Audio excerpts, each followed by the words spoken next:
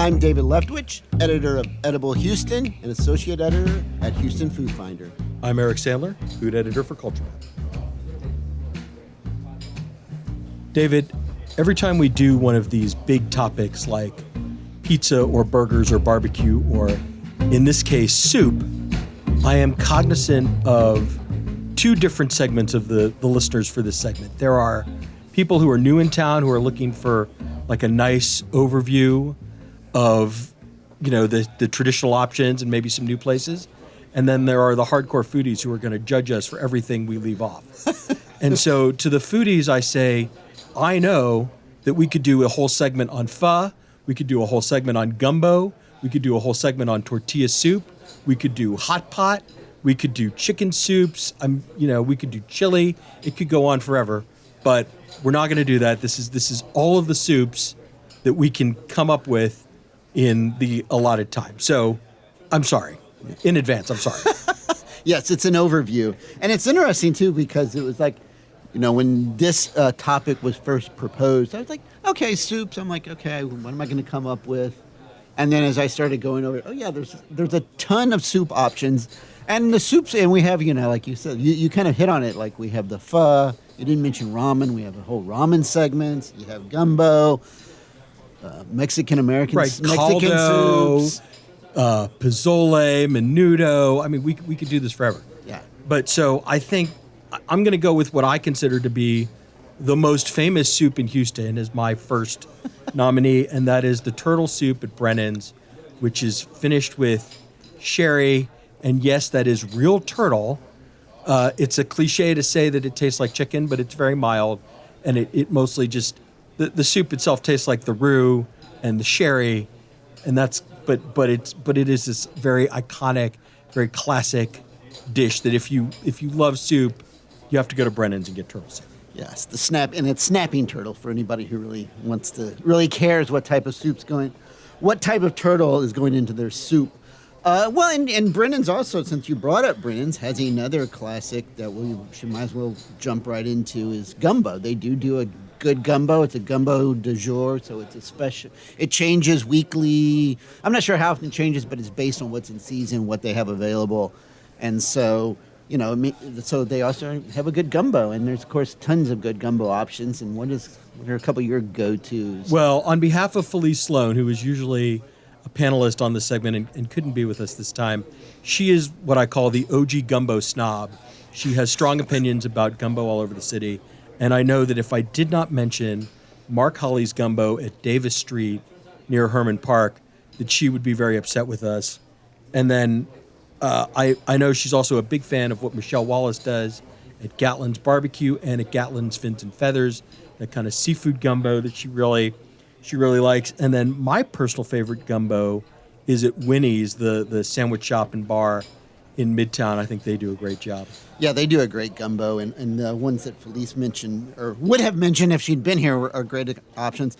I like the gumbos et herbes at Lucille's, and I think I always kind of, that's a tongue twister in a way, but it's a great gumbo, good roots, loaded with greens. They add andouille, and there's ham hock, and for extra upcharges, you can add some shrimp or oysters. The smoked duck gumbo at Rainbow Lodge is excellent. It's like earthy and smoky. And, a good classic is also Good Company Seafood does a good solid seafood gumbo with shrimp and crab. And, I mean, we're just scratching the surface of gumbo options in Houston. There's a long history of gumbo here, and there's a lot of options. And everybody has their favorites, and I'm sure we'll get complaints. All right. Well, I also know that one of the things, we turn to soup for comfort when we're feeling a little under the weather. I know that's kind of going around town right now. So I have 3 soups that are my go-to chicken soups when I don't feel well. The first, of course, is the matzo ball soup at Kenny and Ziggy's. Really aromatic chicken broth. The matzo balls are just pure. They're squishy. They're not too hard. They're not too soft. They have a nice texture. And then another one is at Carrabba's, the Mama Mandola's Sicilian chicken soup with the noodles and the vegetables. That's a big one for me. And then finally, David, I think I'm probably poaching this from you, but the chicken avgo lemono, or chicken and lemon soup at Nico Nico's, is just like, I mean, when I'm a little under the weather, I could just eat that by the gallon. Actually, you didn't poach any of those. Those are all good ones. I typically do not eat chicken soup out. However, there is one chicken soup that's on my list. That's one of my favorites and one of my kind of one of my just favorite dishes in Houston, and that's the cow soy guy at street food. It's street food Thai market on Cavalcade, and it's just this really rich, creamy, nuanced northern Thai Laotian coconut curry soup that, and just like there's fragrant spices and like just the heat level's impeccable. It's just like it's threaded with tender chicken and this mustard greens and topped with these perfectly crisp noodles and fried shallots so that every bite's got some nice crunchy texture, and it's just rich and satisfying and just one of my favorite things to eat. Yeah, I was thinking about, another kind of comfort for me is like Chinese American soups, right? So again, we could do wonton forever, we could do hot and sour forever, but I'm just going to do one of each. So for wonton, it's Kim San, especially the downtown location. It's close to where I live, so it's a to-go option for me a lot. Like, to mentally prepare myself for the segment, I ate a bowl of it last night. And then I really love Ambassador, the Chinese restaurant, kind of in like the Afton Oaks area, just east of the Galleria. Their hot and sour soup, they really gets that tang that you want from that dish. I like Maine Mike Tran's restaurant in Bel Air has a very nice. It's pork broth, wonton, pork wontons, and noodle soup. Or you can get it with just the noodles. You can get it with the wontons, or you can get it with both, and that's a nice, comforting soup. Of course, there's other great food you can get when you're out there as well. Should we? Do we dive into pho yet? I think we have to. Go ahead. All right. Well. Again, pho, kind of like gumbo, is a very personal discussion. Options, and plus everybody has their neighborhood favorites. I think maybe we'll just start with a couple of classics, and that's the pho bin, and that's the pho bin by night out in Bel Air, which is, you want to add your bone marrow when you're out there. And then there's the classic trailer on Beamer, which has like been there since the 80s. It's probably maybe not the best, but one of the kind of classic it's like destination pho, right? That we all were sort of introduced to, 10 or 15 years ago when another friend of ours started encouraging people to go down there and check that place out. You mentioned everybody has their neighborhood place for pho. For me, that's the Pho Saigon in Midtown, or sometimes Tien An on San Jacinto Street, also in Midtown. Those are two go-tos for me. Yeah, I actually had Pho Saigon on mine. I like, in my neighborhood, I like Nam Eatery, which is just a small nice little Vietnamese restaurant in the Heights, but also a little further out. I like the one at Lace Baguettes out on 34th Street. They do a short rib one that's very good. Occasionally, I don't think it's on the menu right now. They used to do one. They also used to do a grilled cheese that you would dip, and they would give the pho as a dipping to dip in it, which was really good too. It's a fun way to have your pho and a grilled cheese, and kind of a classic American. Well, and coming very soon to Garden Oaks is Pho Fix, which started in the Underground Food Hall downtown. Got a huge pop from Mike Chen's YouTube channel about a year ago, but it's kind of build your own. Like they'll do like a whole bone-in short rib in there if you really are feeling indulgent. They do the bone marrow, and other than that, you can kind of choose your meats and your veggies and all that stuff. And they, so they're sort of in transition, but their first real brick and mortar is coming very soon to Garden Oaks. That'll be exciting. Well, and not to leave off, I mean, there's so much more to Vietnamese food than just pho, and soups too. There's so many other great Vietnamese soups, and a couple of my favorite examples actually are both at Wynn, which is just east of downtown. One is the Bun Ba Hue there, which is just an amazing, talk about something to eat when you don't feel well. I mean, it's spicy, it's wonderful, rich broth, unctuous. It's a lemongrass and beef stock, and then there's slices of beef, and there's rice noodles, and I get it Vietnamese style, which means it includes the pork hock and then the pork blood. cubes of pork blood, and it's again another one of my favorite dishes. Very warm, very rich, great when you don't feel well. And they also have another interesting soup there called bon mang vit, and I'm probably mispronouncing that slightly, but it's a duck soup with fermented bamboo shoots, which is kind of a really unique, has some unique flavors, and it's another really good soup. And it's again, there's so much to Vietnamese noodle soups that beyond pho, and those are just two examples. All right, should we each do one ramen and then You just for the I mean, again, there's so many ramen options. It's hard to pick one. I think I'm going to go with Ramen Bar Ichi, which is out on the west side. Just a little place, but I like that creaminess in a ramen broth, and I think they get that right. The texture of the noodles is always good, and the tonkatsu is always really nicely cooked.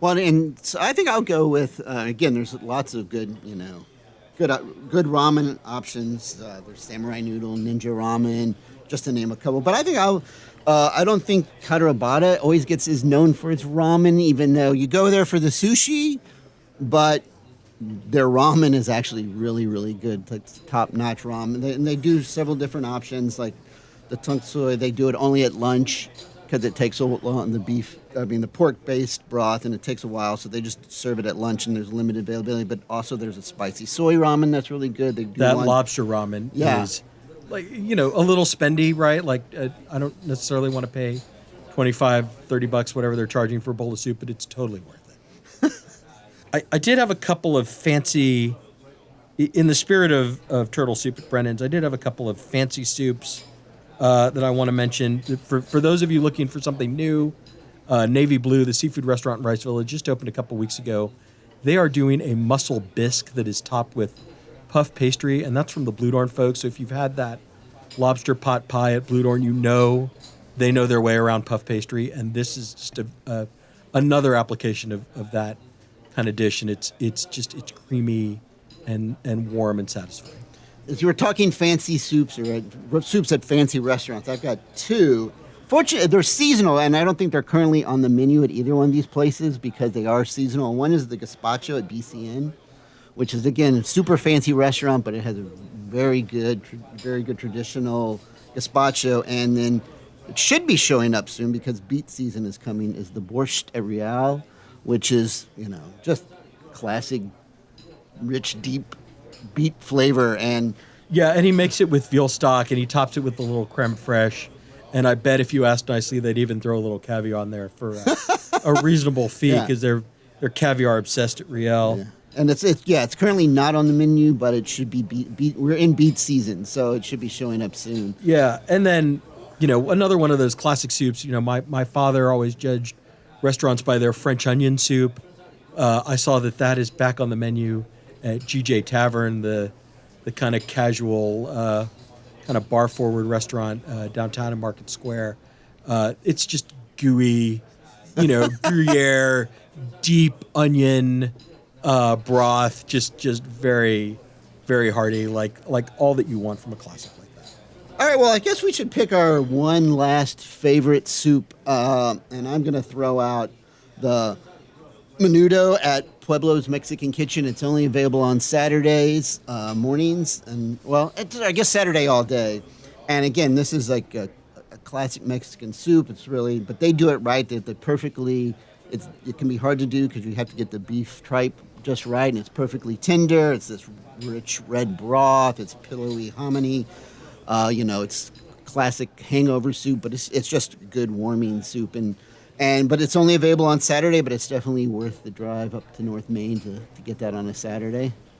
All right. Well, as I said, we could have done 10 minutes on tortilla soup, and so I think we have to. I struggle to pick just one, but make mine Backstreet Cafe. I think it's a Hugo Ortega classic. It's the kind of Southwest influenced, southerny kind of dish that they do really well.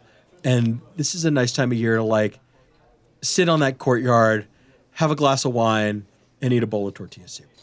Yeah, and I think that's a good place to finish with some tortilla soup. And again, as always, we've just scratched the surface. We would say this is that we're in the weather for soup, but it's gotten hot again. but But it'll cool off. Yeah, It'll be all you want. and plenty of these soups. We eat soup year round, no matter the weather in Houston. So. I'm David Leftwich, editor of Edible Houston and associate editor at Houston Food Finder. I'm Eric Sandler, food editor for Culture Bound. And you're listening to Houston Matters with Craig Cohen.